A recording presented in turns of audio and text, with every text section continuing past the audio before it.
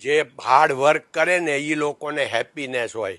તમે ક્યારેક રોડ ઉપર એકલા કોઈ ન ઓળખે એવી જગ્યાએ નીકળજો અને રોડને પછી એ બધા જે વર્કરો હોય, જે આખો એક લેબર વર્ક, જે ગરીબ ન કહેવાય પણ લોઅર મધ્યમ વર્ગ, એની તમે જે હેપીનેસ એ લોકો વાતો કરતા હોય ને જે જોતા હોય ને એની હારે જો બેહવાન લાવવા મળે ને તો હેપીનેસ કોને કહેવાય તમને ખબર પડશે કે પૈસા સુખ આપે એ મોટી બ્રહ્મણા છે.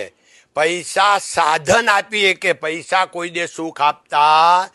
પૈસા છે ને એ સાધન આપે પણ સુખ તો ખાલી સમજણ જ આપે. સમજણ એટલે સમજણ આપણા માટે બહુ મહત્વની છે.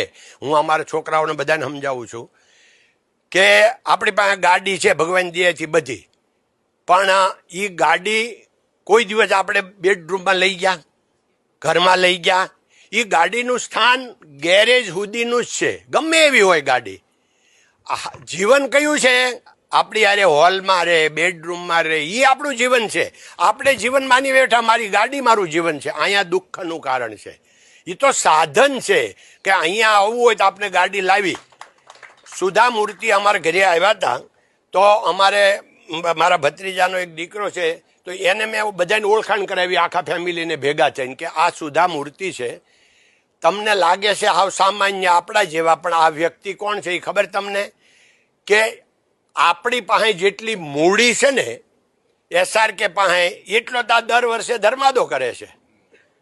તો એ કે હે ઓહો, તો અમારો એ ભાઈ એક ભત્રીજાનો દીકરો બોલો, ઓ આંટી તમારી પાસે કાર કઈ છે? કાર કઈ છે?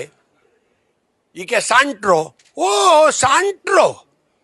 તો એ કે કેમ મારે ઘરેથી ઓફિસ જવું હોય મને સાન્ટ્રો ન લઈ જાય? મારે બીજું કરવાનું શું? સમજાય છે? સુખ શેમાં છે? 300 રૂપિયાવાળી સાડી પહેરી હતી સુધાબેને, લો. નકર એને તો ભાઈ 3 લાખ વાળી પહે 10 લાખ વાળી એને ક્યાં વાંધો છે? પણ આ જે સિમ્પલ સાદાઈ છે એમાં સુખ છે.